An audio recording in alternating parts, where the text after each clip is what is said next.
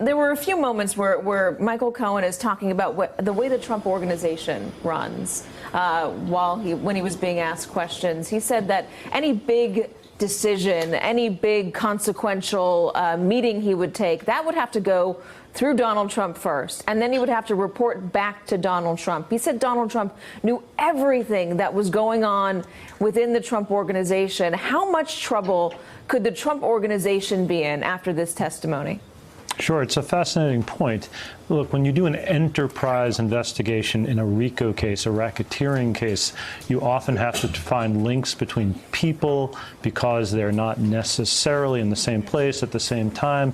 You try to prove how the boss runs the operation. Cohen's testimony is important here. Can I just go back to one thing earlier, though, Katie, because there's an interesting point about how prosecutors make cases. I want to talk about the phone call that Stone placed to Donald Trump that Michael Cohen overheard. What prosecutors do is drill in on details. Members of Congress don't seem to do that quite as much. But was the door open such that Rona Graff could have overheard the conversation? Does Rona Graff keep a phone log? Are there cell phone bills that show Roger Stone's phone call to Donald Trump? Did Roger Stone send any emails to any friends of his after he spoke to Trump describing that conversation? Did Trump or Cohen mention that conversation to other people immediately after it happened? Did other people walk into the room at the end of the conversation? And so the point being, the details really matter. Cohen only has a small piece of it.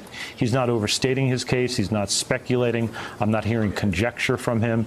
He is like most cooperating witnesses who are trying to sort of help but not overstate their case. They know that the information they provide has to be corroborated.